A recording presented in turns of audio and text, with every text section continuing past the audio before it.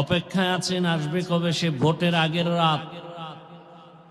টাকায় সব বিক্রি হয়ে যাবেন পশুর দামে। পশুর দামে বিক্রি হলেও তো ভালো। বাজারে একটা ভালো মানের মুরগি কিনলে 800 থেকে 1000 টাকার প্রয়োজন। ভালো মানের একটা ছাগল কিনলে ফতুল্লায় 15 থেকে 20,000 টাকার প্রয়োজন। একটা গরু কিনলে কত? 1 লাখ।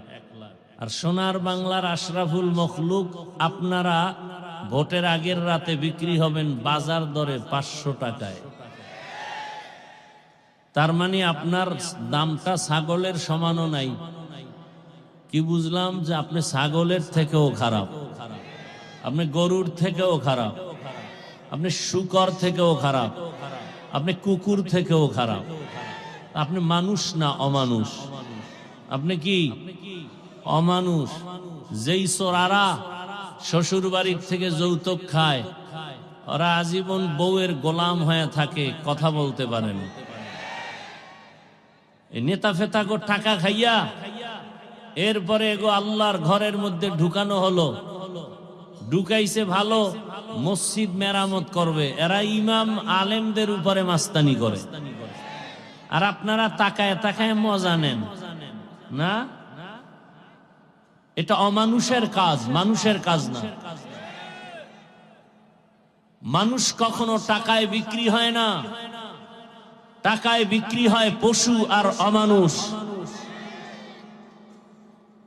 আপনি ভোট দিবেন, ভালো কথা, যাকে মনে চায় দিবেন হিসাব করে।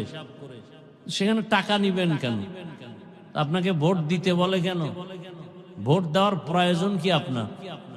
হারাম খুরি করে ভোট দিয়া লাভ কি? কিছুদিন পরে আবার দেখেন না, মাইয়ের উপরে হামলা, বউয়ের উপরে হামলা, চিল্লা চিল্লি করে, গাইবি আওয়াজ আসতেছে 500 টাকায় সব কিনে ফেলেছি, চিল্লাও কেন? তোর মেয়ে, তোর স্ত্রীর ইজ্জত সব আমরা কিনে ফেলেছি। এজন্য জনগণ ভালো হলে নেতারাও ভালো হয়, জনগণ হারামি হলে নেতারাও হারামি হয়। জনগণ আগে হারাম পচা পায়খানা খাইয়া নেতাদেরকে শিখায় তোমরাও আবার আমগো জায়গায় বসে আমাদেরটা খাইও। তাহলে নেতার দোষ কি? চেয়ারম্যানের গালি দেন কেন? চেয়ারম্যান তো আগে হারাম খায় নাই। আপনার